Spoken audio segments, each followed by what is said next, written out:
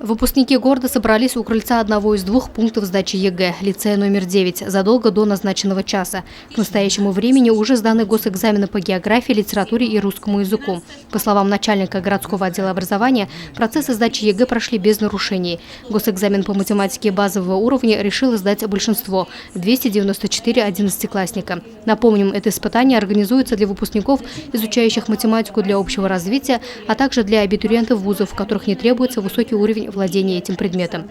После напутственных слов юноши и девушки следом за организаторами заходят в школу. Далее ставшая уже привычной процедура проверки металлоискателем. И уже после одиннадцатиклассники занимают свои места в аудитории, отведенные отдельно для каждого согласно плану. За порядком проведения экзамена следят общественные и федеральные наблюдатели. Среди них студентка первого курса Казанского федерального университета Ольга Данилова. Мы наблюдаем со стороны на весь процесс экзамена. Мы защищаем как права самих учеников сдающих, также и защищаем права организаторов. В принципе, мы как такой сторонний наблюдатель, который следит и со стороны координирует действия всего пункта проведения экзамена. Согласилась, потому что это интересно посмотреть на ЕГЭ изнутри, как оно проходит с другой стороны, как действуют законы на территории Российской Федерации, ведь у нас есть определенные нормативные акты, в соответствии с которыми мы действуем. Интересно, в принципе, посмотреть, как система образования у нас функционирует, потому что мы же со многими людьми взаимодействуем.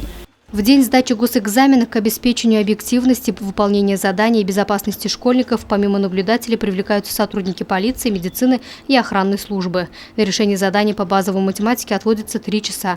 На партию ученика лишь паспорт, допуск к экзамену, ручка, шоколад без фольги и вода в прозрачной емкости. В кабинетах установлены камеры наблюдения, работающие в онлайн-режиме. Установлены и глушители сотовой связи. ЕГЭ по математике – экзамен обязательный. Его сдает большое количество одиннадцатиклассников, потому и времени на проверку требуется немало.